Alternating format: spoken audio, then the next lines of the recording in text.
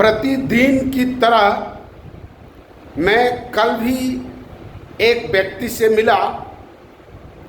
अवश्य ही वो संपन्न व्यक्ति हैं और अभी प्रारंभिक अवस्था में वैसे ही व्यक्तियों से मिलता हूँ, लेकिन हर जगह लगभग एक ही बात आता है कि काम तो बहुत अच्छा है, कर पाएंगे तब ना।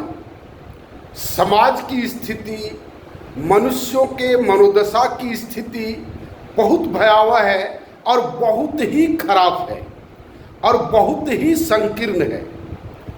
हम उनसे कहे कि सर इसीलिए तो हम खड़े हैं।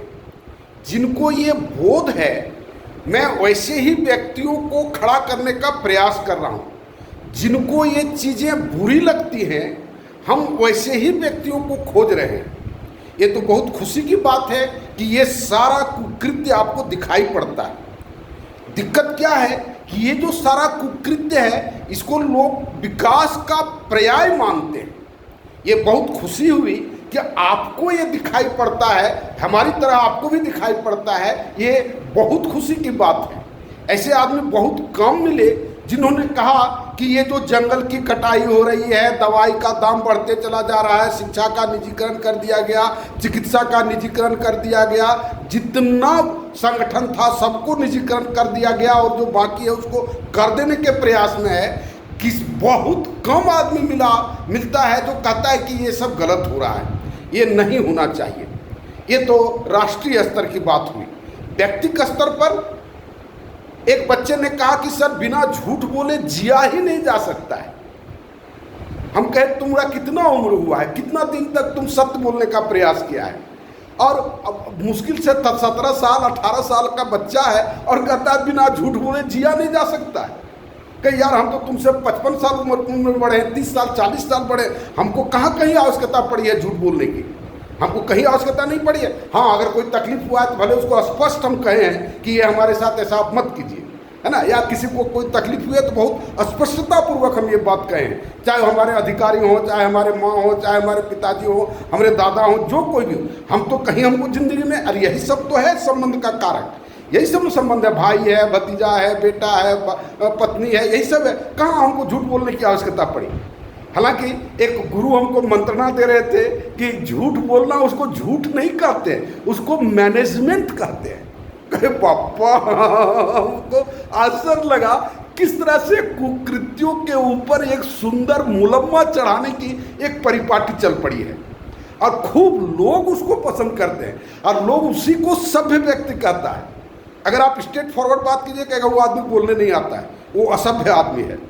और वही बात को खड़े मुलम्मा चढ़ा करके मीठे मीठे स्वर में एकदम बोलिए, देखिएगा हा कितना संस्कारित है, वो सीखा है, सभ्य आदमियों के बीच में वो जिया है। तो इस तरह के जब उस व्यक्ति से हम कहें कि सर ये आपको दिखाई पड़ता है, ये बहुत बड़ी बात है।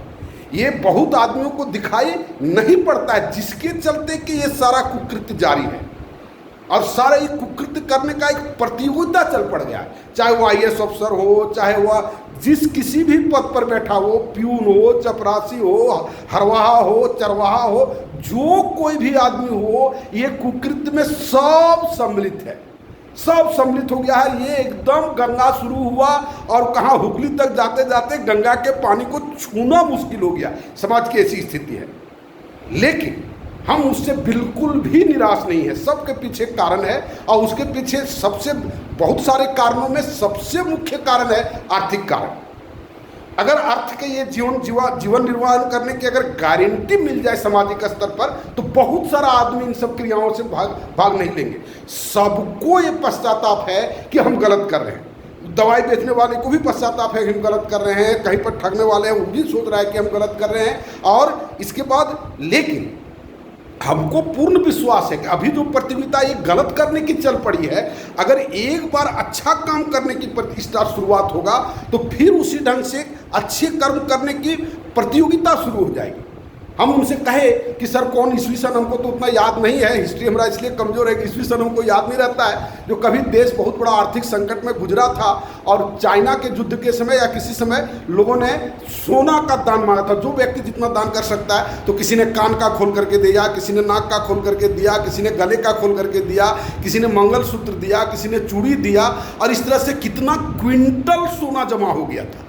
और वही सोना को लोगों ने गिरवी रखा था किसी कालक्रम में और देश की इकोनॉमी को रास्ते पर लाया था। तो ये जब देने की परिपाटी जिसमें से शुरू हो जाएगा, एक शुरुआत तो हो।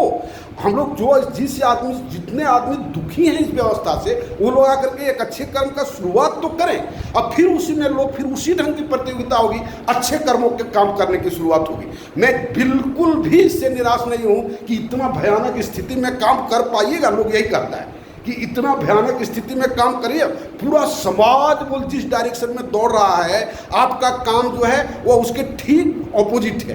क्या उसको मोड़ पाइएगा? लेकिन क्यों नहीं मोड़ पाएंगे? क्यों नहीं मोड़ पा रहे? ये लोभ क्यों हो कि हमारे ही जीवन काल में हम मोड़ लेंगे? हम शुरुआत करके जाएंगे। हमारा ये विश्वास है कि हम शुरुआत करके जाएंगे और अच्छे कामों का कदर दुनिया में सब दिन रहा है।